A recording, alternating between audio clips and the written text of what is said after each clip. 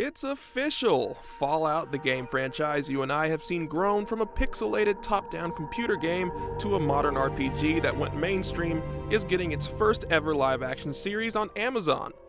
If you missed the initial announcement, Fallout and Amazon Studios' official social media put out a little teaser featuring a flickering TV screen with the classic "Please Stand By" image we're all used to, including the hashtag #PleaseStandBy as well. I was taking in a lot of the comments people had to give to the news, and though most of them seemed to be positive or full of excitement, there was a fair share of doubt, and even outright disappointment. Just for some general information, all we know is that Westworld creators Jonathan Nolan and Lisa Joy are going to be behind the project under Kilter Films. Todd Howard is also acting as an executive producer. Joy and Nolan said in a joint statement, "Fallout is one of the greatest game series of all time. Each chapter of this insanely imaginative story has cost us countless hours we could have spent with family and friends. So we're incredibly excited to partner with Todd Howard and the rest of the brilliant lunatics at Bethesda to bring this massive, submersive, and darkly funny universe to life with Amazon Studios." As I make this video, we know absolutely nothing about the story, setting, cast, or anything of the sort. We just know it's happening. I'm also going to come clean and just reveal how detached I am from a lot of modern hits like Westworld. I've never seen it or really know what it's about. All I know from some viewers is that the series started off good but didn't exactly leave on the best note. Either way, as a big fan of Fallout, on top of the fact that I've created a bunch of my own Fallout narratives, I wanted to share my thoughts and expectations on our game's first small screen appearance. One of the biggest questions I've seen floating around is if this show is going to act as its own story or simply be a retelling of a previous narrative, and I really hope it's the first one. In fact, I don't even think I've seen a single person request this series should follow the story of any past Fallout game. We want something new, something none of us will know how it ends. In fact, it almost seems illogical to retell any of the games. Fallout has been an RPG since the beginning. The narrative features many outcomes based on the player's choice, which means a show can only focus on one, making it canon. Do some titles feature endings that seem more canon than others? Yes.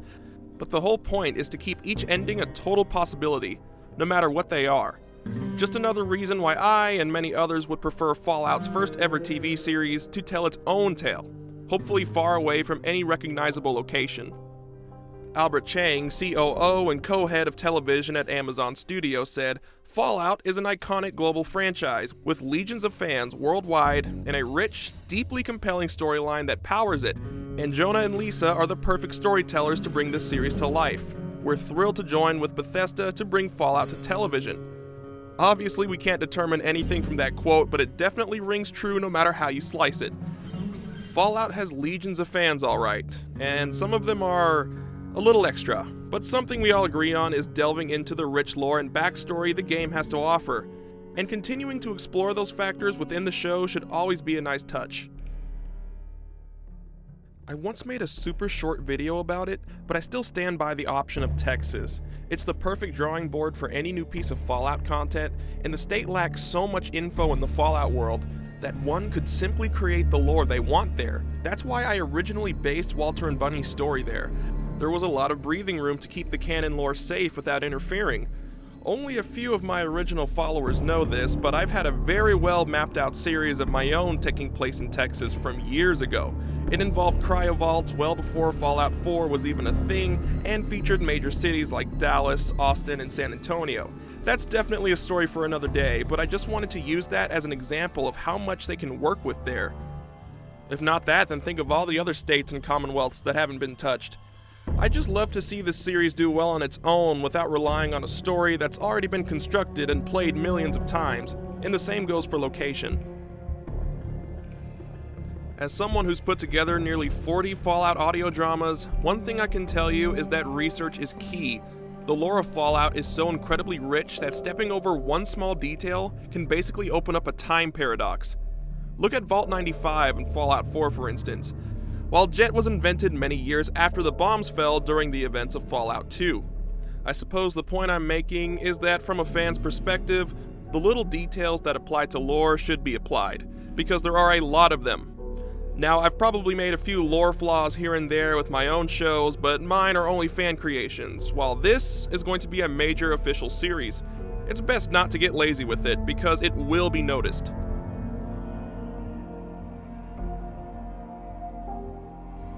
Now, I had someone ask me what I think the story follows if it's not pinned down to a story we already know.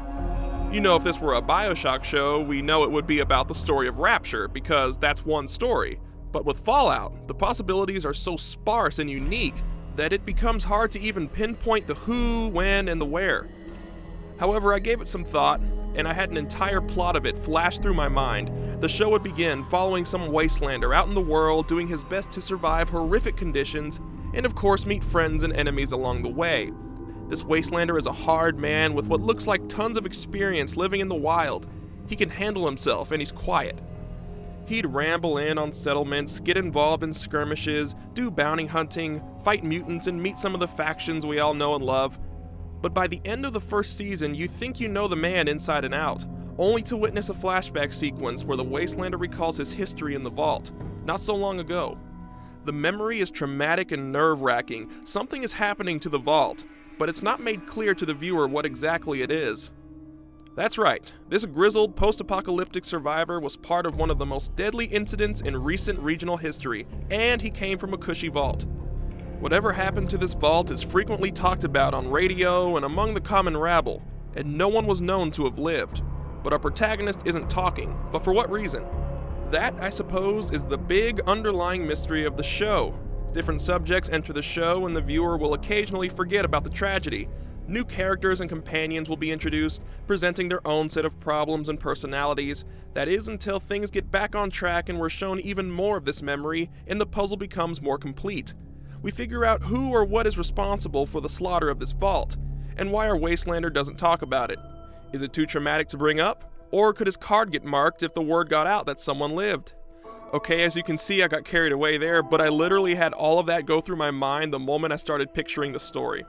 But anyway, everybody, these are just some of my thoughts and expectations on the new Fallout Amazon series. But honestly, I'm pretty optimistic about it and want to give it a chance, since I've always thought it had major potential for small screen success. Will it end up being the next big thing?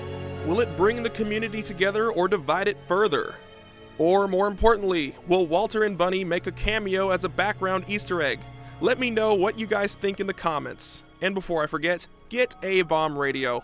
It's an internet station and smartphone app that I've been running since 2015, and it's safe to say that it's the #1 place to get your Fallout music at. Every track featured in each Fallout title is there, plus about 1,000 more to boot. Eric Dellums, who played Three Dog in Fallout 3, can be heard there, and I play real civil defense promos from the 1950s to add flavor. A-Bomb Radio is on 24/7, and you can find it on your app store, or TuneIn Radio if you prefer to play it on PC. See ya!